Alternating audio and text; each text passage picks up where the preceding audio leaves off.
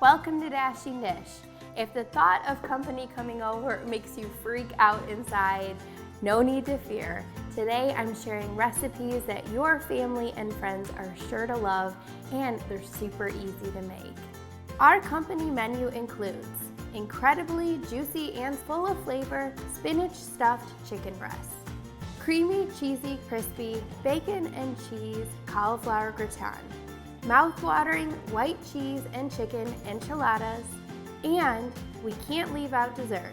How about a hassle-free 6-ingredient trifle that will look like you spent hours to prepare?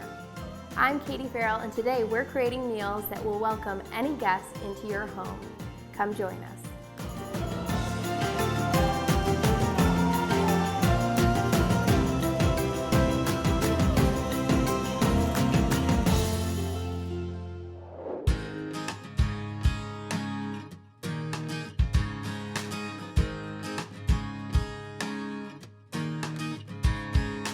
Well, on today's show, we're going to be talking about hosting a dinner party or a gathering of any type and having company over.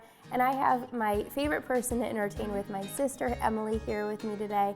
She's going to be my sous chef. And we're going to be starting off with something that is very intimidating looking to make, but you'll see how actually simple it is. And why I say it looks intimidating is it looks like a really elegant type of meal, which is stuffed chicken breasts. And we're gonna stuff these chicken breasts with a spinach feta parmesan filling. And I feel like anytime you see stuffed chicken, it just looks like it took a really long time to make, doesn't it? That's true. So it looks pretty elegant. That's right. So we're gonna show you how easy these are to make, and I guarantee you, you will reach for this recipe for your next dinner party. So we have about a pound of chicken. If you go a little bit over, that's fine. You wanna have at least 3 full chicken breasts. Some spinach, so I have 2 cups here, a half cup of 3 types of cheese. We have a half cup of mozzarella cheese, half cup of feta, and a half cup of softened cream cheese. Then we're just gonna drizzle some avocado oil and some salt on top of the chicken breast. So that's kind of to taste. All right, so Emily, I'll have you start with the chicken breasts. You can just put them in a Ziploc bag and pound them out with a meat pounder, and then I'll have you cut a little opening along the side of the chicken. So let me know if you have any questions about that, just for us to stuff them. And I'm gonna start with our spinach. And I do use fresh spinach for this recipe, but you could use frozen. And then just make sure you thaw it out if you use frozen beforehand. So Emily, I thought of the theme for this show because I thought, okay, what is the most difficult time for me to think about what to cook? Yeah. And for me, the only thing that really intimidates me is cooking for other people when they're coming over. Yeah. Do you feel the same way? Yeah, because sometimes you don't know what their taste preferences are or how much food you'll need, and it's way easier just to cook for your family for sure. Right, exactly. And then you also think about, what if they don't like it? Or does this look like I didn't really put any effort in? You don't want to try too much. Right. But you also want to try. Tricky. It is. And I've actually even thought, gosh, instead of going through all that hassle, I'm just going to order pizza and just make everybody happy because everyone likes pizza. So sometimes I just default to that, and I cook for a living. So it goes to show, if I feel that way, I guarantee you other people do as well.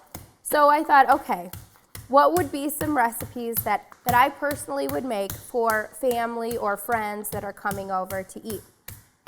And so this would be definitely all recipes that I would do for family and friends. Another tip too is if you're going to cut into the chicken breast, make sure that you keep your fingers out of the way. So this is a really dangerous cut, really, when you're cutting chicken, because the chicken is slippery and slimy.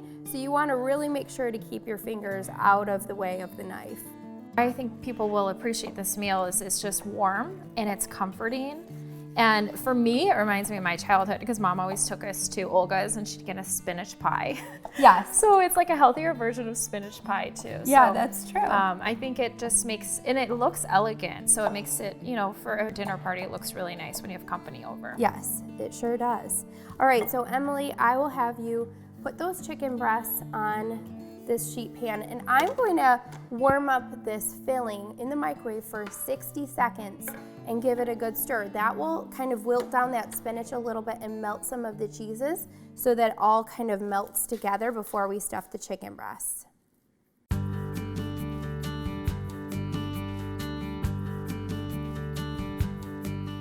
Okay, so this is the filling after we microwaved it. Now you can use frozen spinach for this, Yes. right? Okay. And I did already say that, Oh. so good job listening to me. Well, listen. There's a lot going on here. I'm only thinking about the pounding of the chicken. What? That's all you can think about? Yeah. You don't listen to me? Oh, I couldn't hear anything over my pounding. Just kidding. Okay, so that looks really good, and that's how you want it to look when it's done. It kind of looks like a spinach cheese dip filling. Yummy. So that's actually why I thought of this recipe, because one of the things I like to make for my guests when they come over is some sort of appetizer, and spinach cheese dip is a One of my favorites. fan favorite. So Yes. who wouldn't like spinach cheese dip inside of their chicken breasts? So we're just gonna divide this among the 3 chicken breasts. If you had 4 chicken breasts, then obviously you would just put a little bit less filling. And so now we're just gonna finish these chicken breasts off with a little drizzle of olive oil, which will just kind of keep the chicken moist while it's cooking. And a lot of times stuffed chicken breasts, people forget about the outside of the chicken, but you do want to season that as well. So I'm going to do a little bit less than half a teaspoon of salt just on the outside, and that will season the chicken breast up on the outside as well. So we're going to put these in the oven, 400 degrees for 25 to 30 minutes, or until it reaches an internal temperature of 165 degrees. Now, for stuffed chicken, you absolutely want to use a meat thermometer, because it's going to be really hard to know if the chicken, just because it looks white on the outside, if it really cooked all the way through that filling. You don't want sick guests, so you do want to make sure to check those chicken breasts for them to be fully done. All right, we're going to put these in the oven. They look good. They sure do.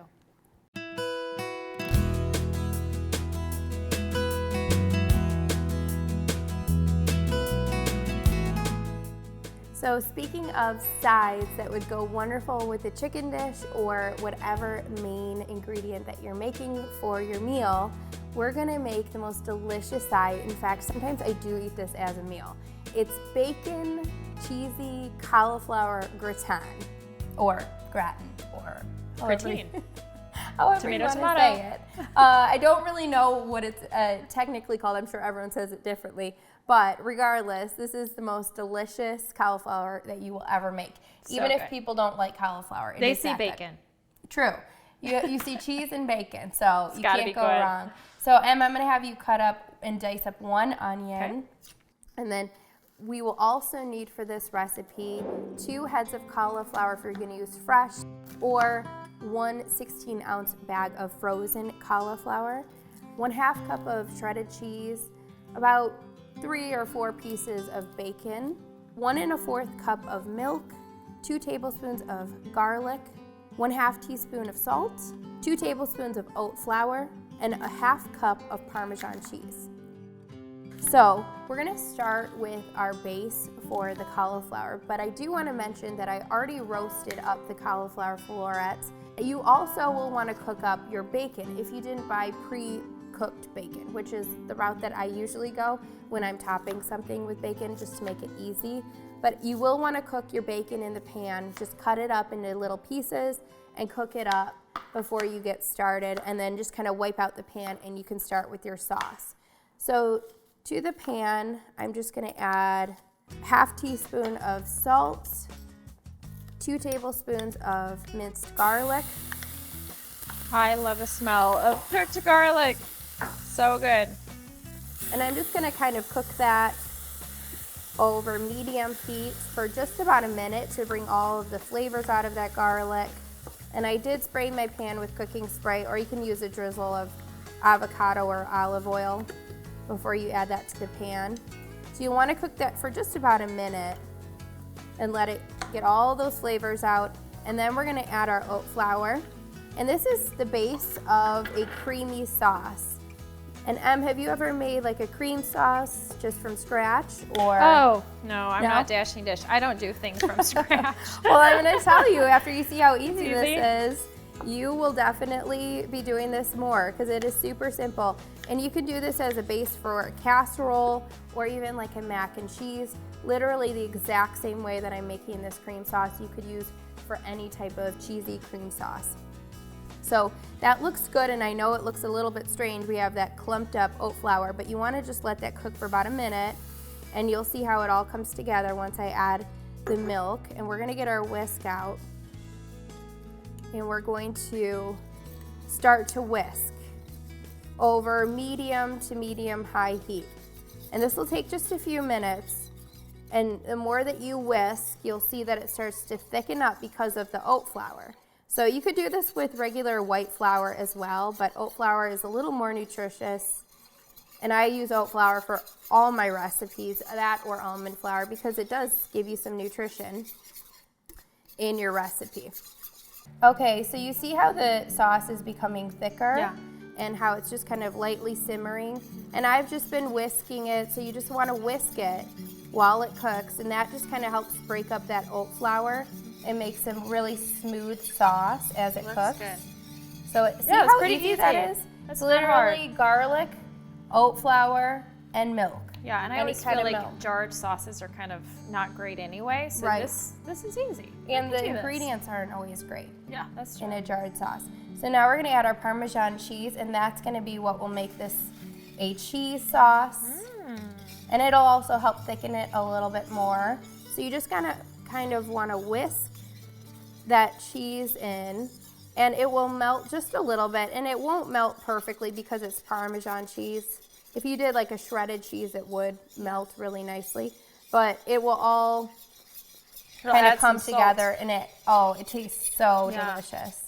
So Emily, if you can go ahead and reach over, Sure. you can add that cream sauce, and you can kind of just pour that over the cauliflower that's already been roasted. This is awesome and easy. Yeah. This looks good. Then we're going to use the same pan that we just used to cook our sauce, and we're going to saute the onions that Emily diced. So Emily actually has moved to Tennessee with us. Well, not just Emily, her whole family has moved with us and come along from Michigan. And so Em, do you want to kind of share your story about how you ended up here? Yeah, so obviously our husbands work together, Sean and Brett. And so when you told us that you were looking in Tennessee, I was, this means we might be moving too. And it was a lot to, just to think about. But with, And you weren't, she wasn't very keen on the idea at wasn't. first, to be honest. yeah, because it's meant leaving family, my in-laws, and it's really hard to leave everything I knew, even though you are a sense of comfort. And so really we just had to pray, God, what does this mean for our family? We didn't want to leave just because of a job. We also wanted to leave knowing that God was calling us as an individual family too. And with much prayer and wise counsel, we felt peace about it. And so now we've been here just for a little while, and I love it. Just the beauty of Tennessee, but also being with family. But I just sense such a peace here. And that's how I know I'm in the center of God's will. Yeah. All right, so we're gonna add these onions over the top. Well, that looks so And good. all you wanna do is just make sure that they're just tender and brings out the flavor when you saute them, so that's why we sauteed them. And then we're gonna stir everything kind of together. And really everything is just done in one pan. So super simple. And if you, like I said, if you already buy some pre-cooked bacon, then that takes even more work out for And you. even frozen cauliflower can quicken that process too. Yes, for sure. So technically, while you're making the sauce and you're sauteing the onions, you can be roasting your cauliflower at the same time so that it's all done in one step. You don't have to roast it ahead of time. So we're just mixing the cauliflower in with the sauce to make sure it's all coated. And that looks really good. Now you can top it with the cheese and the bacon, the best parts. Oh yeah. All right, we're gonna roast this 425 degrees for 15 to 20 minutes, just until the cheese is bubbly and melted on top, and it will be the most delicious side that you'll ever I don't want to say that. You'll I ever can't eat in your that. entire life. Can't guarantee. We're going to roast this 425 degrees for 15 to 20 minutes, just until the cheese is melted and bubbly on top. Easy. No more. Coming up next, stuffed with chicken, green chilies, corn, and cheese. These white cheese chicken enchiladas will quickly become a favorite of any guest.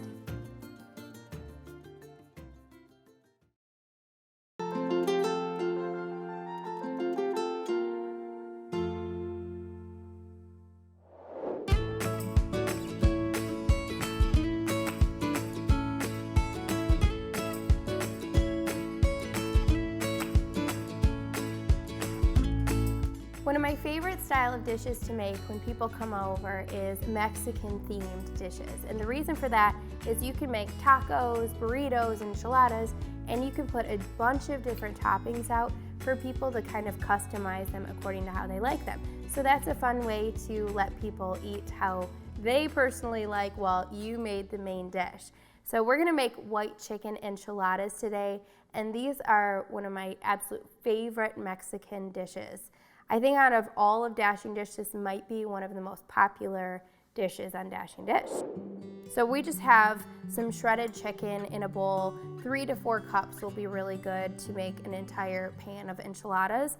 And then for the sauce, we're gonna do 1 cup of green enchilada sauce, 4 ounces of green chili, 1/2 cup of Greek yogurt, a can of corn, and then some shredded cheese, about 2 cups, a 1/4 teaspoon of salt, and 1 teaspoon of cumin.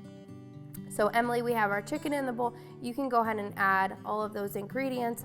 I'm gonna do half of the shredded cheese so that we can save some for the topping. And all I did was I just took the chicken, put it in raw, and then I put in about 2 cups of chicken broth. And that's one of the easiest ways to make your own shredded chicken. And then you just cook it for 4 hours on high or 8 hours on low and shred it with 2 forks.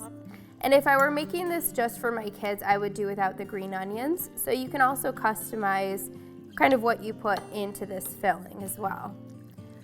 And it's very flavorful. You can already smell the green chilies and the cumin. So it smells really good. So we have some tortillas that we warmed up here. And Emily, you can just do it right on. We have a clean counter here. So we're gonna kind of fill them together and roll them up. And you can put them seam side down right into the baking dish. So I just always tell people when it comes to breads and pastas, try and just find the most nutritious option available. If you have to eat a white tortilla or white pasta, you're not gonna die. It's just something that if you're gonna eat it, regularly, I always suggest that you use something that has a little more nutrition to it. And there's just so many different kinds of tortillas now. Yeah. So you can just look and kind of read the ingredients on the package and find one that's a little bit better for you. And it will honestly make you feel better after you're done eating them. That's what I always tell people when it comes to healthy eating. It's not about, it's not all about how much you weigh or how many calories, things like that. A lot of times it just comes down to how you feel. Mm-hmm. And we found that when we cut out some of the more processed foods and the white foods that didn't have any, nutritional value, we just felt better. We have more energy. We don't need a 3 o'clock pick-me-up because our blood sugar is sustained throughout the day and we just feel better. So we're gonna bake these 425 degrees for 20 minutes. Coming up next, we can't leave out dessert. Whipped cream, berries, chocolate chips. You can't go wrong with these 6-ingredient trifles.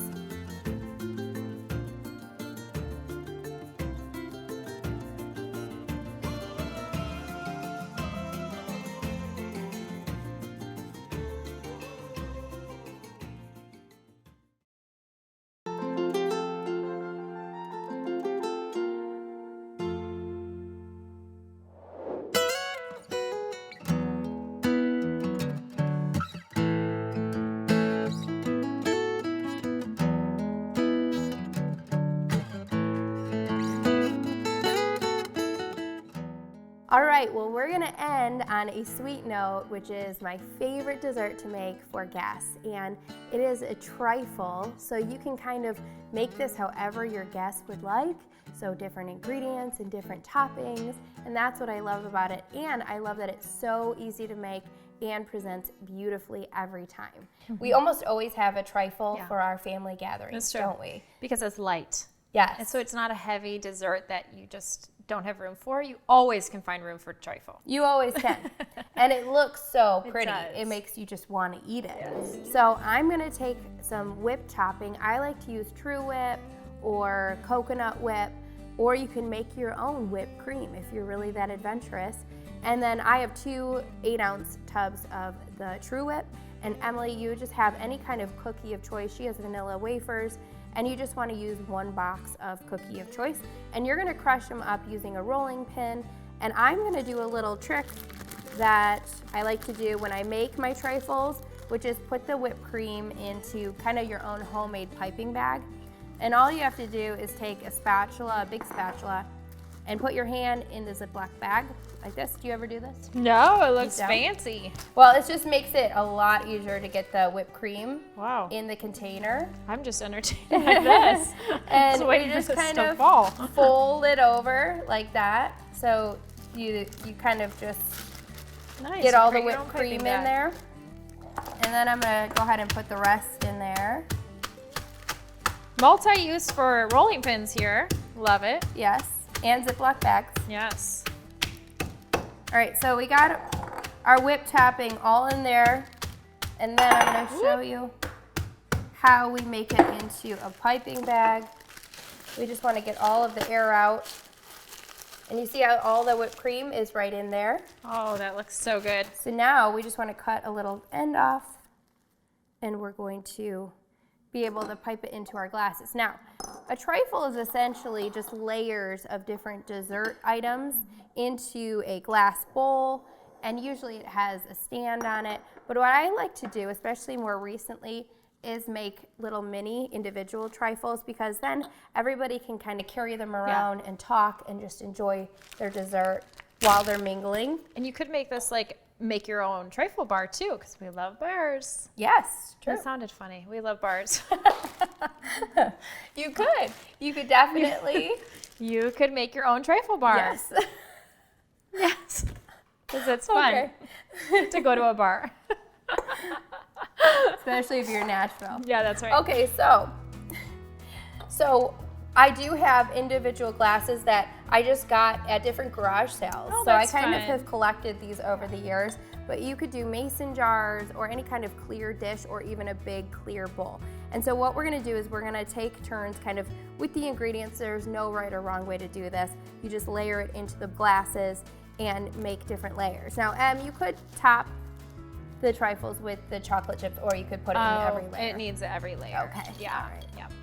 All right, so I'm gonna just add some whipped cream in between your layers here. The best part. Absolutely. And have you found it easy or more difficult than you thought to make friends since we moved?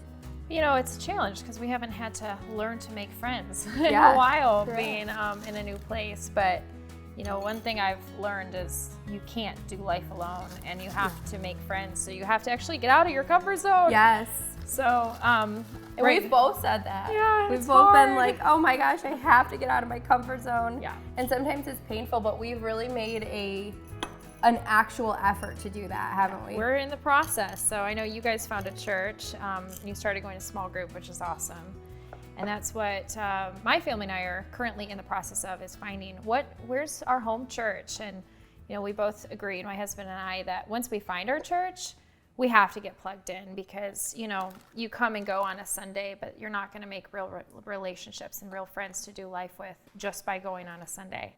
And I mean, honestly, the greatest thing that Sean and I have said since we've moved is, you know, we need to just grow and stretch. And sometimes that isn't comfortable. Yeah. Sometimes you'd rather just sit at home in your pajamas and not meet people or do anything uncomfortable. But we have taken every opportunity that we've found.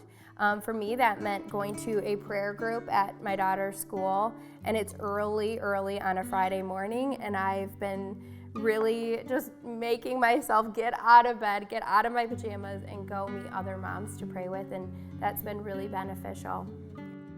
So you can see how beautiful so these good. look. What do you say that we go set the table and get ready for some friends to come over? Our new friends. Let's do it.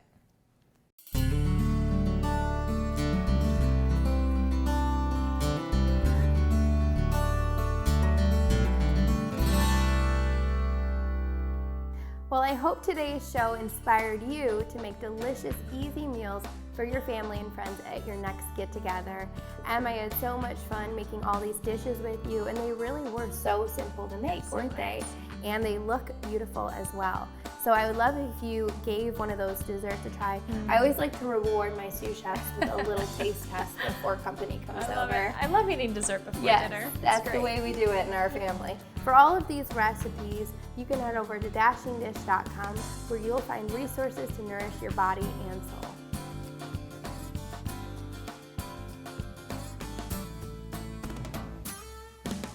Cheesy cauliflower gratin. Gratin. Gratin? Gratin. Oh, Say rotten. gratin. In Pennsylvania, like. You should say it. Say, is it gratin? Gratin? Gratin? Gratin. Sounds like rotten. That's what Pittsburgh's like. Can we go? Yep. Okay. I always wait for Blooper. Robin to say, whenever you're ready. You're ready. AK, hurry up.